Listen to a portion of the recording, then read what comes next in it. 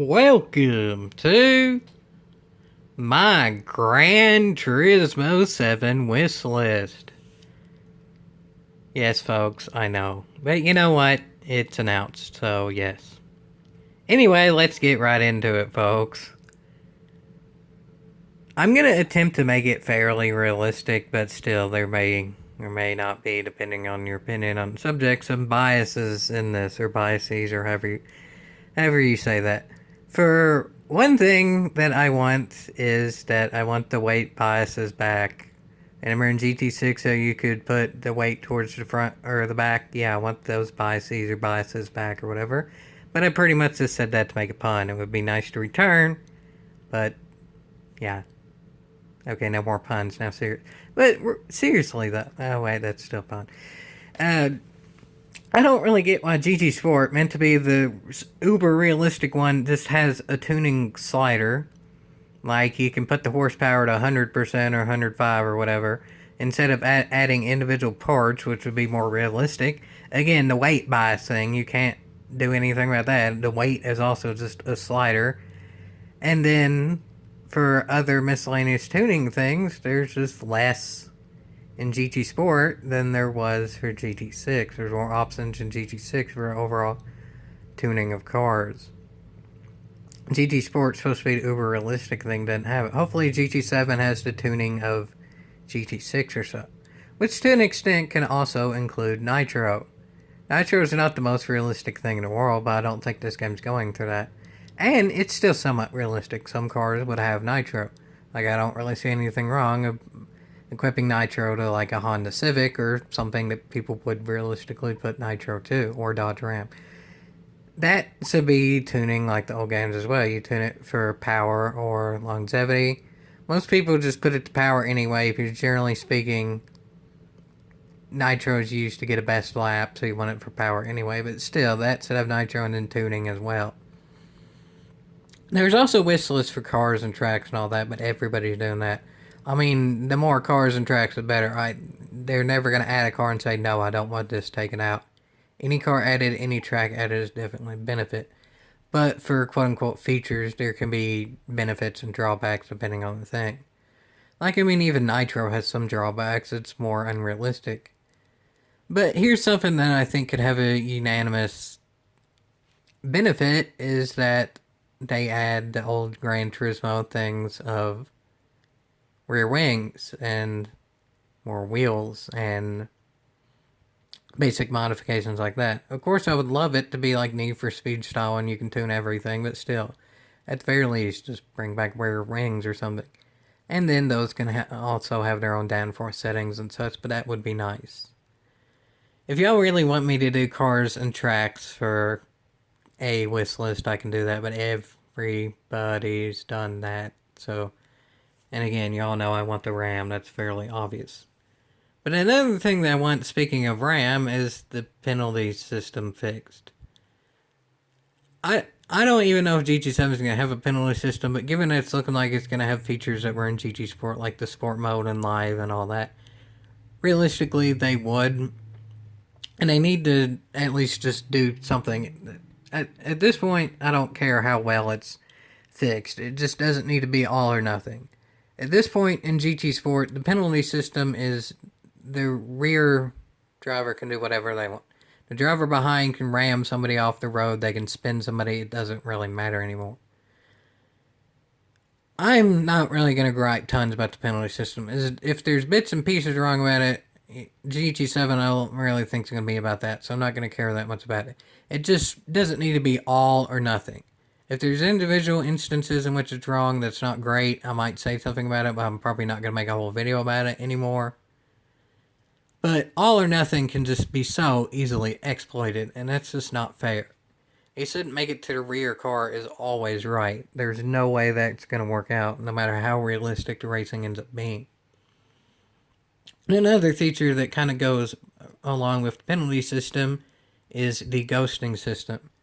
The ghosting system with GT Sport is extremely hit or miss, even though to me it seemed alright with GT6. It wasn't perfect, but I would be perfectly fine if they just directly ported the penalty system from GT6 to GT7, because even though it's not perfect,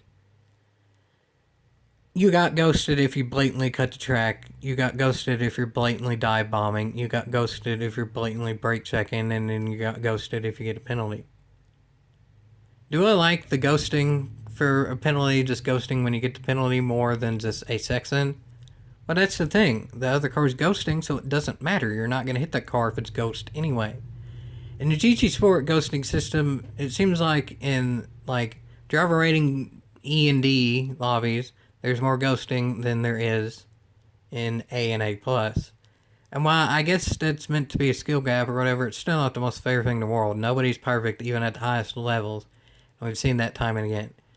GT7 ghosting system, no matter how it ends up being, again, I'd be fine if it's just a GT6 version, needs to be consistent. There shouldn't be hand holding for lower levels and extremely iffy for high level.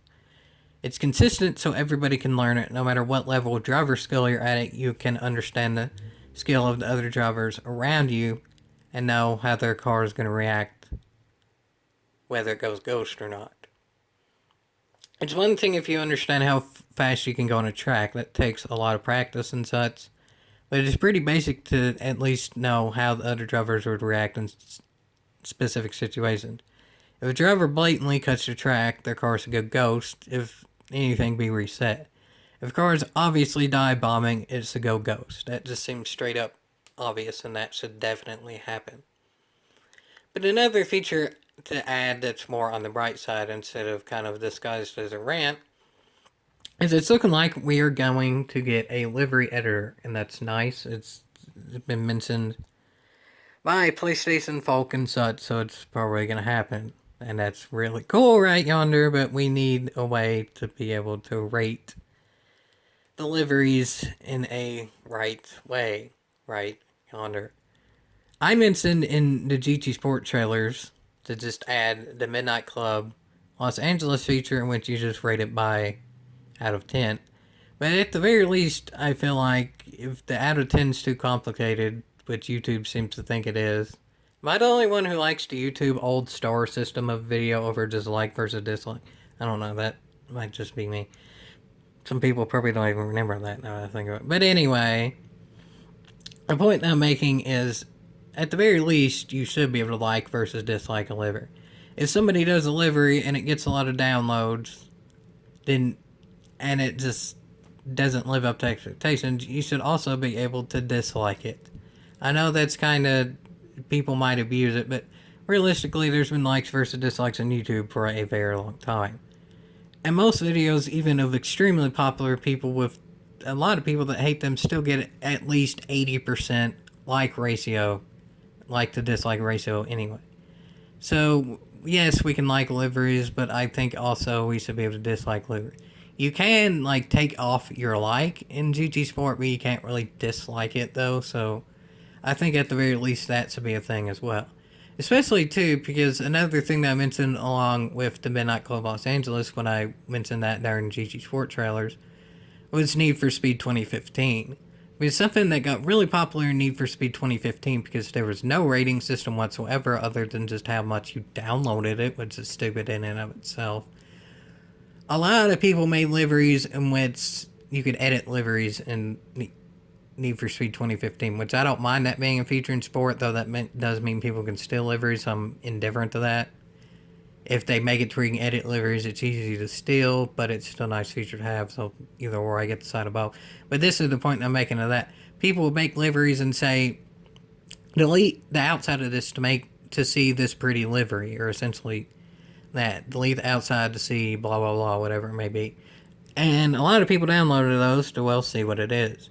And most of the time, it wasn't anything. People were just fooling them. And it got tons of downloads because people wondered what it was. And therefore, they got popular, even though they weren't good. They weren't what people were expecting. That's why we need some way to downvote it. I would overall prefer it to be a star system or an out of 10 system. But I get if that's too complex, whatever. At the very least, there should be some way to say that a livery is bad other than just commenting it is or whatever it may be. Also, another thing with GT Sport, speaking of liveries and such, is it seems like the way that they're censoring liveries is also kind of iffy. On the main page of GT Sport now, there's a Marlboro livery prominently, like one of the most popular liveries that was made. But then there's also a Red Bull livery that they took down. So GT Sport seems to be fine with advertising for cigarettes, but not energy drinks. Energy drinks aren't the most healthy thing in the world, but I don't think they're quite as bad as cigarettes. So I don't really get that. And another thing with Red Bull as well is there's plenty of other liveries with Red Bull on it. There's plenty of Red Bull decals out there, but then yet the most popular Red Bull livery got taken out. So they need to probably have someone to moderate that. I assume right now it's just if they get enough complaints, someone would do something about it. But I think they need at least somebody on staff to permanently be doing something about them. Instead of just if there's enough complaints, so that way people can track the livery and make sure of its popularity throughout, instead of just making one judgment call after enough complaints are made. I would think it would only need one person for that. I don't think it would be terribly hard to do, but it would definitely be nice.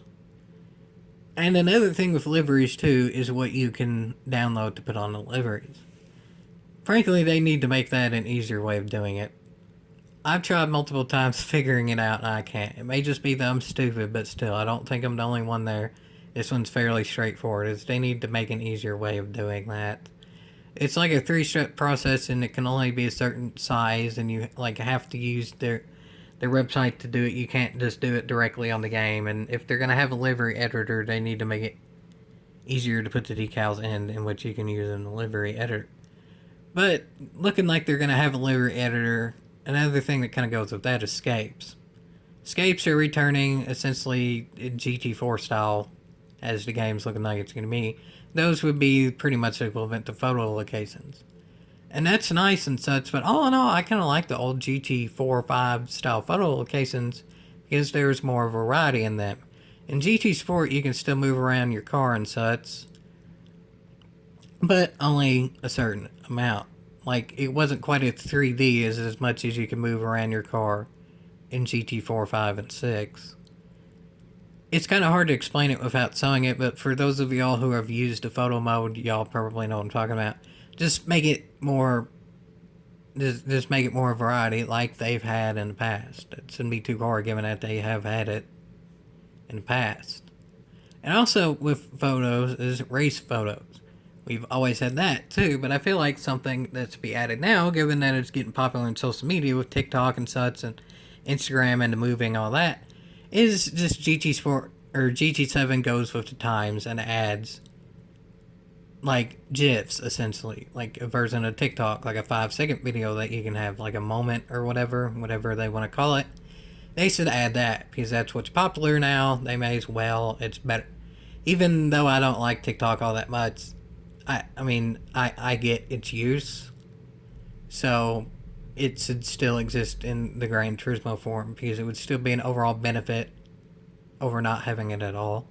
I don't think I'd use it all that much, but it still would be nice. And to go with that too, GT doesn't need to be social media, but they could also add a way to do basic edits of videos and such, especially the short ones in the game itself would be nice too for creators. Again, I wouldn't use all that much, but it would still be nice to have.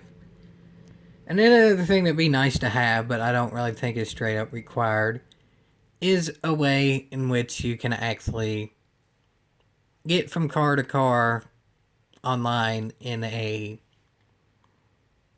more seamless way. I didn't play much online in GT Sport because just the dirty rooms, again with the ghosting I mentioned earlier, it's inconsistent, which again I very much hope they fix. That's why I mentioned it pretty early on. But this though, just the GT Sport garage was not great anyway, because it took a while to load deliveries and stuff, but it was still a bit better than GT6. At times in GT6, you pick your car and then you go to settings, and it literally is like a 3-minute process to do that online. I mean, this may not be an issue at all with the PS5, so that's why I'm putting it as it's not all that big of an issue, because it may not be one at all. But they definitely need to streamline that process or something. I don't know the exact way to do it. Maybe even some way to do voice activation, given that the PS5 has a mic. Say, enter settings, enter garage, whatever it may be. Or maybe this is probably way dreaming out, is say the exact car and then it puts you in that car. That's probably way too much. It'd probably be more like enter settings or enter garage or whatever. But that would be nice. And just other miscellaneous things too that aren't really cars and tracks, because a lot of people have done that. I think they should definitely have a way in which you can interact better with the top drivers. Like, I think you should be able to, as with GT Sport, they sold events and stuff, but I feel like there should be some GT ran communication if the drivers want to opt into it. Like how NASCAR does, the drivers can sign autographs with fans and such. Obviously, it's hard to do that tangibly, but I feel like there should be some way to interact more with the top drivers who want to do it. Obviously, they shouldn't be contractually obligated to do it or whatever. But if I make it like that one time I made it in the top 24 Superstars race, and I probably never will again, in GT Sport, if somehow I make it like once in GT7 or whatever, I would interact with people if there was a way to allow it. I know there's just basic messaging and stuff, but I think y'all get what I mean. Like maybe send pictures to the individual driver and support them and such, and this may be, there's probably be ways to abuse it and such, but maybe even send them credits, cap it at like 10,000 credits or something, but send them stuff, support them and all that, support your favorite drivers and all that like you can in real life. That would be nice. Maybe if that side of Gran Turismo gets really popular, the very best of best, you can buy tangible things of them. Like, would you right now buy like an Igor Fraga t-shirt or like a Hazal hat or maybe even like a Cookie plushie or something? That would be cool. That might be overkill. But if that catches on, maybe not right now, but if that catches on, that'd be cool too. And I'm sure there's also a whole heck of a heap of things I'm not thinking of at the time being as well. But overall, I mean, anything that's said in a wish list can be considered positive by at least someone. So whatever's added, I'm sure people will enjoy it. The cars and tracks, again, just everybody's doing that, and just anything added is a benefit over not having it at all. Of course, there's the miscellaneous things we've just straight up had in other games that's kind of hard to enhance in GT Sport. Like, yes, they should have horns. There's not really any way to advance that. It's just, does your car have a horn or doesn't it? There's not too much to do there. Yes, it would be awesome if they had Need for Speed levels of like neons and spinners and window tint and all that, but this is Gran Turismo, so that's probably not going to happen. Yes, it would be awesome if you could literally create your own track again, like GT6, and go to actual locations and put it in, but that's still not realistic. There's no games out there that have it. If there's some day in which I can go down the street and model the back roads of the town I live in, that would be amazing. But I still don't think we're anywhere close to there. So I could say those types of things as general suggestions, but some of them are just basic like horns or impossible like that. And there's probably a lot of examples of those. But I feel like once what I mentioned in the bulk of the video is fairly realistic and would legitimately help. So hope y'all enjoyed this wish list. I tried to give my own spin on it and just not make it like every other wish list ever made. Of course, individual people do have awesome wish lists. There's tons of people I watch, and that could be a wish list for me, as y'all may want me to bring back for GT7, the YouTuber showcase, and I could also do that for library, I guess, too. And I may do that as time goes on. Because by the 2 videos in a row have been GT7, I mean, there's still no release date. I'm going to do GT Sport stuff in the future as well. That's a guarantee, but if y'all want the GT7 content, I'll do my best to do stuff on GT7. As I think of it, I can do it. It's just what do y'all want? The game that's already here and kind of dead, or the game that we're all extremely excited for and will bring life into the franchises, it ain't here yet. Y'all leave it down in the comments and stuff. Y'all make wish lists for me and such, and that's fine. I'll do what I can to provide for that. And, as always, especially with GT7. Yeehaw!